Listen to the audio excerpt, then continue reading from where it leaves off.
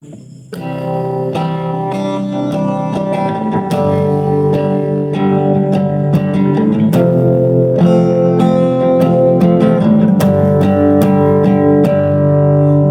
ng bawat sandali ng iyong buhay, mga panahong nalalabi sa'yo'y wala nang saysay, pagkat di mo malimot-limot ang iyong nakaraan.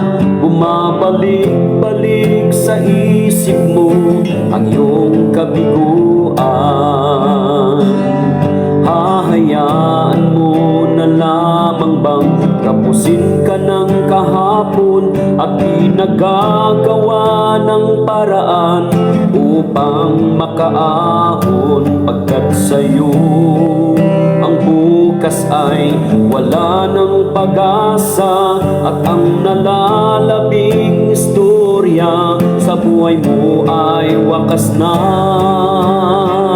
Bakit di mo pagbigyan ang may kapal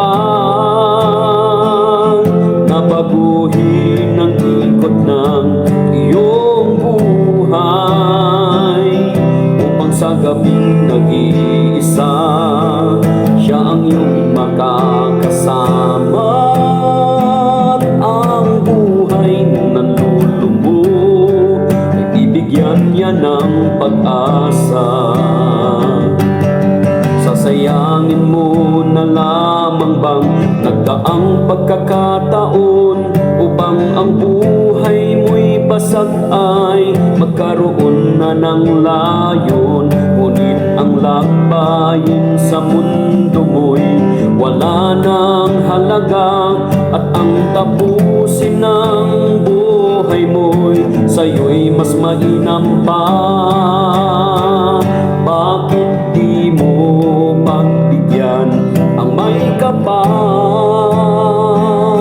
na baguhin ang ikot ng iyong buhay, upang sa gabing nag-iisa siya ang iyong makakasama, at ang buhay mong nanlulumo ay bibigyan niya ng pag-asa. Ang Diyos ay laging naghihintay sa iyong pagtawag sa Kanya, upang ang buhay mo'y nakakulong ay mabigyan niya ng laya.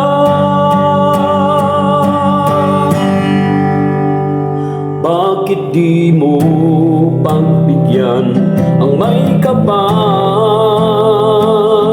na baguhin ang ikot ng iyong buhay, upang sa gabing nag-iisa siya ang iyong makakasama, at ang buhay mong nanlulumo ay bibigyan niya ng pag-asa.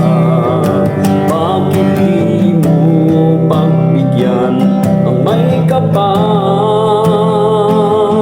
na baguhin ang ikot ng iyong buhay, upang sa gabing nag-iisa siya ang iyong makakasama, at ang buhay mong nanlulumo ay bibigyan niya ng pag-asa. At ang buhay mong nanlulumo ay bibigyan niya ng pag-asa. At ang buhay mong nanlulumo ay bibigyan niya ng pag-asa.